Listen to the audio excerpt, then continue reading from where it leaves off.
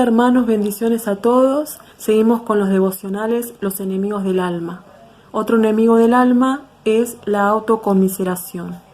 Antes de desarrollar el tema, les comparto lo que pienso. Creo que la mayoría de las personas entramos en algún momento en esta actitud. Así que estaría buenísimo aprender cómo defendernos de ello. Conmiseración es sentir compasión por otro, es sentir lástima, tristeza, pena por lo que alguien está pasando. Entonces la autoconmiseración es tener compasión por uno mismo, es sentir lástima por uno mismo. La autoconmiseración nace del pesimismo y del egoísmo. Quien es pesimista mira su vida gobernada por la mala suerte, por el infortunio. Entonces se compadece de la mala suerte en la que vive. Y del egoísmo porque solamente se ve a sí mismo. Se mira de una manera excesiva en sus problemas y todo lo que pase a su alrededor, él siempre va a ser el protagonista. Entonces la autoconmiseración nacida del pesimismo y del egoísmo conforman un pecado en la vida de las personas. Para entender un poco más el concepto, veamos a quienes evitaron entrar en esta actitud.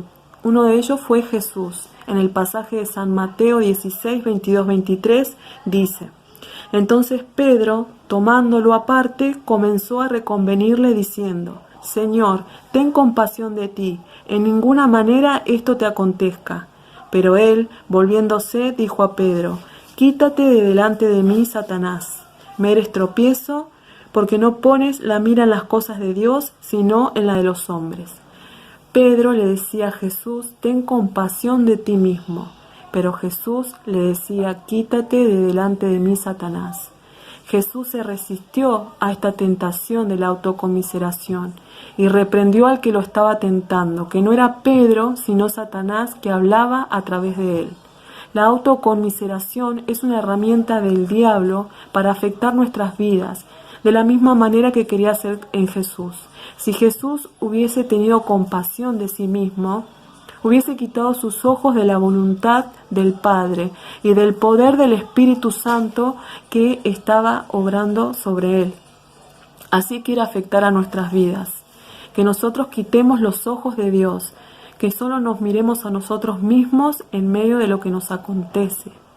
Y que de esta manera vayamos perdiendo la fe, perdiendo esa fe en las palabras de Dios que nos fortalecieron en algún momento.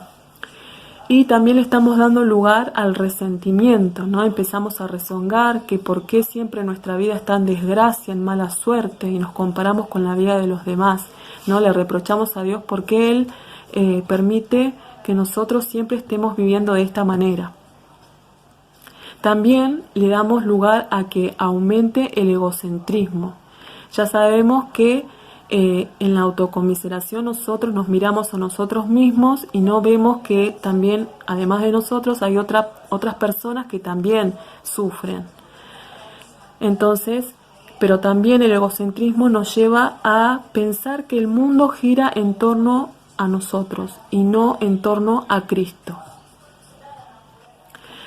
Yo creo que también esta actitud nos quita de poder gozar de esa bendición que Dios le da a sus hijos. Esa bendición que está en Isaías 26:3, que dice: Tú guardarás en completa paz aquel cuyo pensamiento en ti persevera, porque en ti ha confiado. No, Dios le está diciendo que al que persevera pensando en Dios, lo va a guardar en completa paz. Entonces, si yo dejo de pensar en Dios, me estoy perdiendo de esta bendición. En otro pasaje, en Lamentaciones 3:39, dice: ¿Por qué se lamenta el hombre viviente? Laméntese el hombre de su pecado. Acá Dios nos está diciendo que de lo único que nos tenemos que lamentar es del pecado, porque es Él el que tiene el poder para destruir nuestras vidas, ¿no? No la tristeza que podemos estar pasando por el proceso. Eso no nos trae ningún beneficio, solo esa tristeza que podemos tener acerca del pecado, ¿no? Y bueno, y como decía al principio, que pienso que la mayoría de las personas pasamos en algún momento por esta actitud, también es cierto que hay personas que viven en la autocomiseración usando la lástima para acaparar la atención de los demás y de esta forma poder obtener el afecto que quieren o la satisfacción de sus necesidades.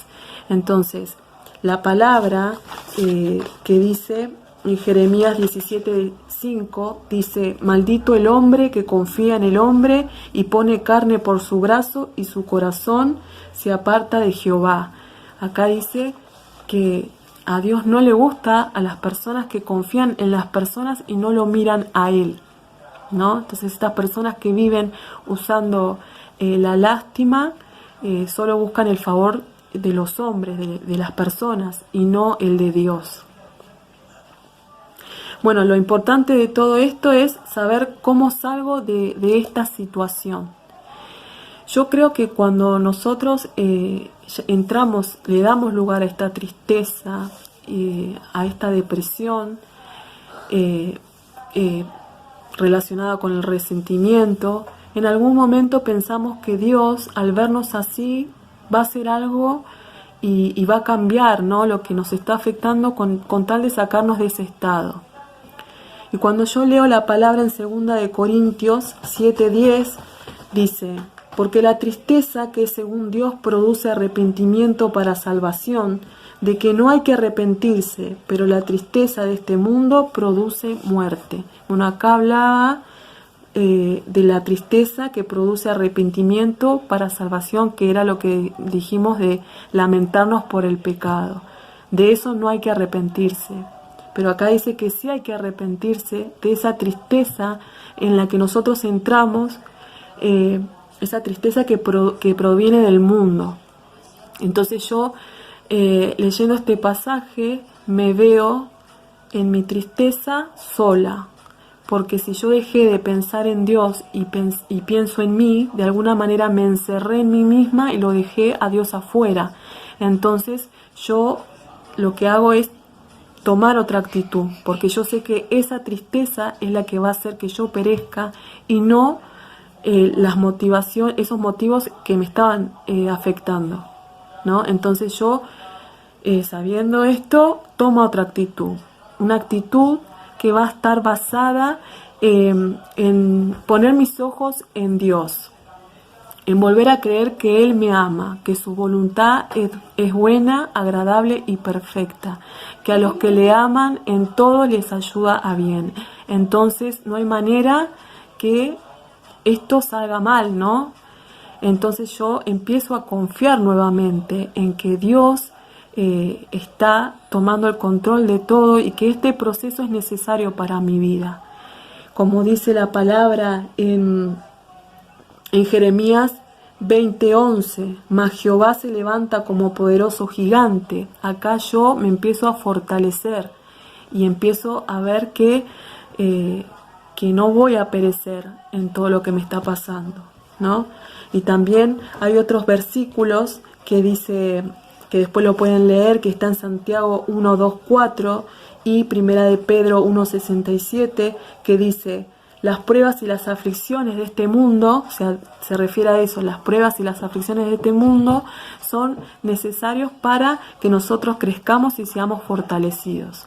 Entonces yo ya encaré el proceso y todo lo que me había llevado a la depresión, a dejar de mirar a Dios de otra forma. Y la mejor forma es empezar a alabar a Dios en ese momento, así como lo hacemos cuando estamos felices y no hay nada malo que nos esté pasando. Alabarlo con más intensidad, y eso nos va a ir devolviendo el gozo, la fe, la esperanza, ¿no?, que estuvimos perdiendo. Así que bueno, esa es la palabra. Como conclusión, no nos miremos a nosotros mismos, siempre veamos nuestra vida en relación a Dios, mirando a Dios, porque Dios convierte toda circunstancia en un proceso y la voluntad de Dios muchas veces se cumple en nuestra vida a través de esos procesos. Así que bueno, espero que sea de bendición y bueno, nos estamos viendo.